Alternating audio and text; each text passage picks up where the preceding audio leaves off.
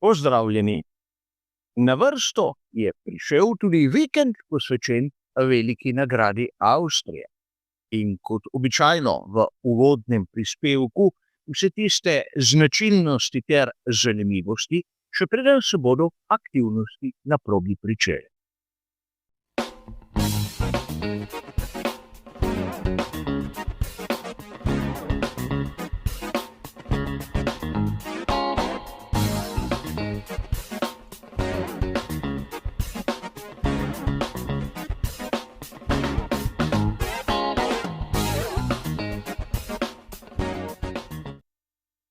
Tudi danes bo naš uvodni prispevek kot običajno razdeljen na 3 dele, kjer si bomo v prvem ogledali zanimivo dirko iz preteklosti, v drugem se bomo malce ustavili pri samih lastnostih proge, ter v tretjem bomo nekaj minut porabili za vremensko napoved.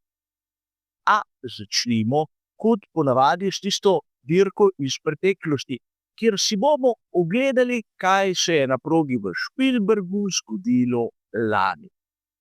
Ne toliko zaradi tega, ker bi pozabili na vse tiste dogodke, ampak ker je treba razjasniti neko podrobnost. Namreč dobro nam je znano, da v lanski sezoni na veliki nagradi Avstrije je prišlo do trka med Landom Norrisom ter Maxom Verstappenom. Presenetljivi zmagovalec je bil na koncu George Russell, ki je izkoristil priložnost. Ampak po tej dirki se je jasno videlo, v kakšni psihološki inferiornosti je Lando Norris. Z glavo skozi zid je hotel prehiteti Maxa Verstappena na mestu in na način, ki ni primeren. Če se spomnite, je prišlo do tistega trka na 3. ovinku, na ovinku Remus. Seveda po ravnini, kjer je dovoljeno uporabljati sistem DRS. Ampak Lando Norris je hotel prehiteti Maxa Verstappena po zunanji strani. In to na ovinku, ki gre navkreber, navzgor. In treba je povedati, da njegove možnosti uspešno zaključiti tisti manever so bile pičle, tudi če nasprotnik se ne bi klical Max Verstappen.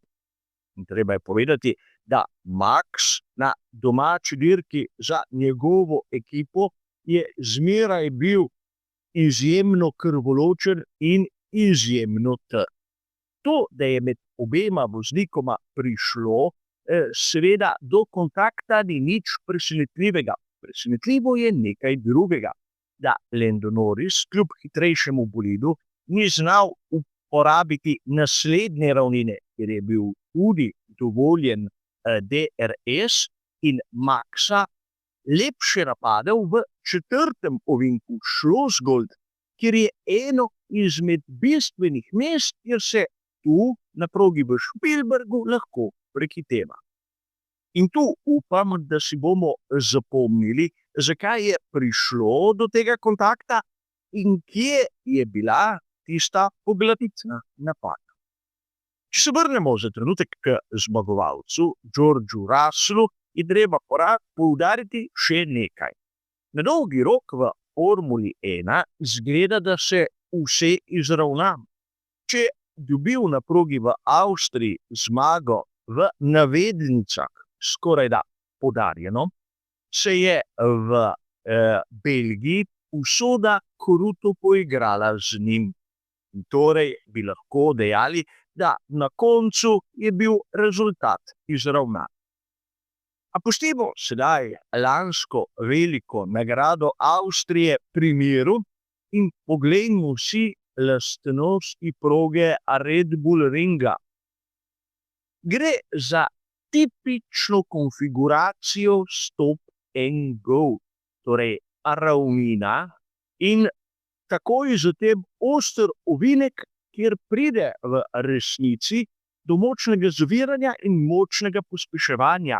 Nimamo potrebe po tistem oprijemu, ki bi pomagala bolidu, lepo iti skozi dolg ovinek z tako imenovanim naslonom. Treba je poudariti še nekaj, da je proga v Avstriji kratka ne samo po dolžini izmerjeni v metrih, ampak tudi časovno. Torej, krog je tu dolg nekaj sekund nad minuto. Ampak verjamem, da marsikdo izmed vas ne verjame, da gre v resnici za stop and go oziroma ne razume, o čem govori.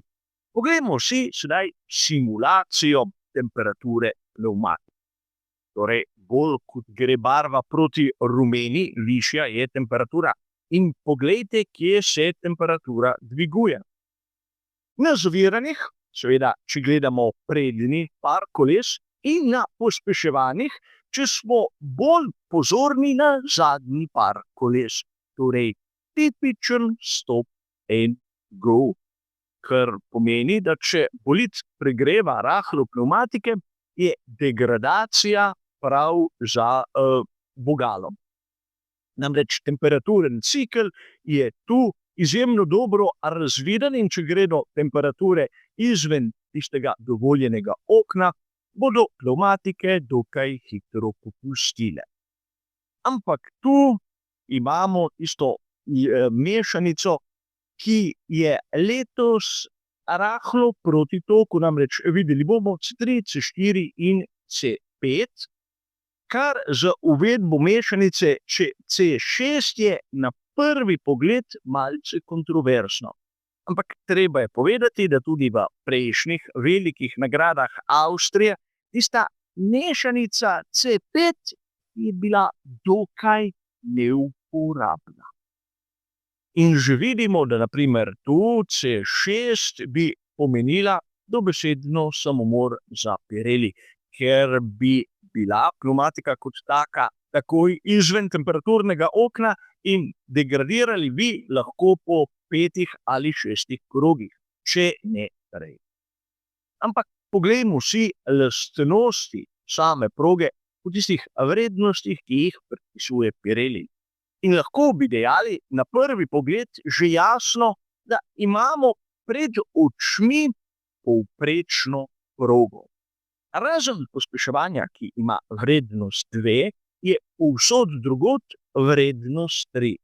V preteklosti smo lahko videli, da je bila abrazivnost asfalta ocenjena z 4, ampak to v resnici ne spremeni tistega občutka, da je tu bistveno nekaj drugega.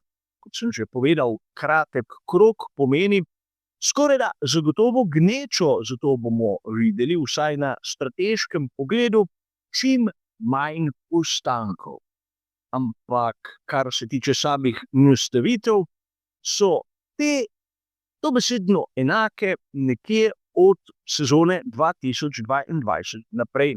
Če si ogledamo previsni kot, je ta letos postavljen spredaj na -3 stopinje, zadaj na -1,75, kar je podobno, kot smo videli v predhodnih sezonah. Le na prednji osi smo imeli v sezoni 2023 četrtino stopinje višji kot. Kar se tiče tlaka, ki ga predpisuje Pirelli, je tudi ta konstanten. Na prednjem paru koles imamo tlak, ki je določen na 22,5 funtov na kvadratni palec, na zadnji osi 20 funtov na kvadratni palec. V predhodnih sezonah smo imeli na prednji osi kvečjemu 23 funtov na kvadratni palec, ampak ta razlika polovice funta ne spremeni tistega bistvenega vtisa. Torej, kaj bi lahko sedaj dejali, da bomo videli v resnici uporabo mešanic C4 in C3, da bo pomembno tudi spremljati vremenske pogoje, kar bomo naredili čez nekaj minut, kajti ugotovili smo, da bodo temperature samih pnevmatik kritične zaradi lastnosti proge in seveda vsega ostalega. In kakšna je vremenska napoved? Enostavno povedano, sončno v petek, soboto in nedeljo. Ampak ne le to, ne bo samo sončno, ampak tudi toplo. Že v petek bodo temperature med 15 in 28 stopinjami Celzija. Možnost sunkov vetra tja do 30 km/h, kar bi znalo biti izjemno nevarno v tistem drugem delu kroga, tam okrog 5., 6., 7. ovinka, ampak govorimo o petku, ko so na vrsti prvi in drugi prosti trening. Možnost takšnih neviht je nekje omejena na 20%, torej lahko bi dejali brez večjih pretresov. Kaj pa v soboto? Seveda zopet sončno, kjer bo maksimalna temperatura 6 stopinj višja od tiste, ki smo jo videli v petek. Možnost padavin je izključena in tudi veter se bo umiril. Kaj pa v nedeljo? Seveda, kot sem že omenil, sonce. Temperatura bo narasla še za stopinjo, morda 2, veter se bo umiril, ampak sončno vreme in 30 stopinj Celzija, kar se tiče temperature zraka ob samem štartu, pomeni, da lahko pričakujemo temperaturo asfalta, ki bo bistveno višja od 50 stopinj Celzija.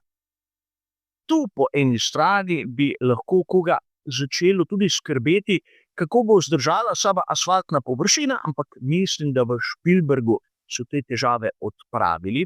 Ampak kot sem dejal, bo zanimivo videti, kakšna bo degradacija. Ampak o tem se bomo bolj podrobno pogovarjali v zadnjem briefingu. Kar se tiče današnjega uvodnega prispevka, je pa to vse. Hvala za vašo pozornost in nasvidenje.